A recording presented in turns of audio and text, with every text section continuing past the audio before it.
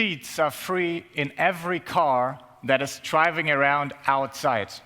Flink makes these free seats available for dynamic ride-sharing, so you can ride together with your colleagues or your neighbors. We do this by smart technology. We integrate us, for example, into navigation software or directly into cars, so we know where the car is and where it is going to. This is currently loved by 400,000 users who can use or book these free seats directly over our app like a taxi. And it is also used by over 30 corporations and their employees.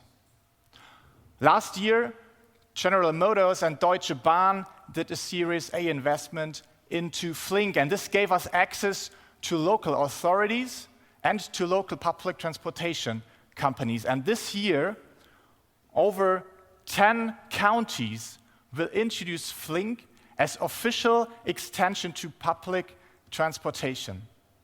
Flink will be integrated into local timetable apps, and Flink rides will appear right next to buses. This will give us access to millions of more customers. I will now give you a little glimpse into the future of Flink and transportation. What we learned is that this is inefficient, right? Driving to work every morning 30 minutes, 40 minutes alone, it's a waste of time. This is inefficient too. Big buses traveling on lines, empty. In the future, we see two big trends which will potentially change this.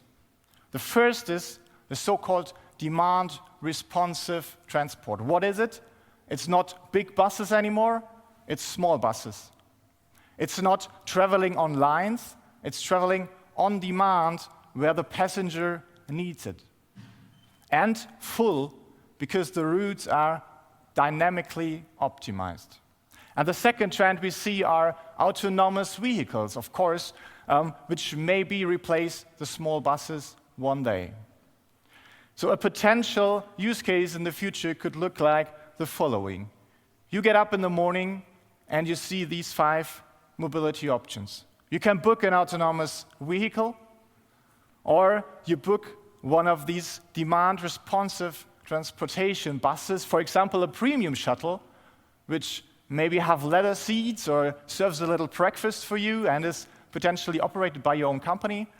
Or you choose the standard shuttle, which is at least Wi-Fi, so you can have some productivity time on your way to work. Or you drive together with your neighbors because they are going in the same direction as you do anyway.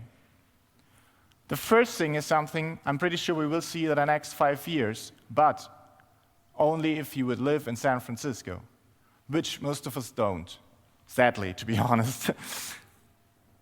The last one is something that we already do today in the Flink regions. And the second one is something we see a huge potential in the next few years. There are 3 stakeholders who have a high interest in these DRT vehicles. First, local authorities, because they have to optimize local public transport because it's so inefficient.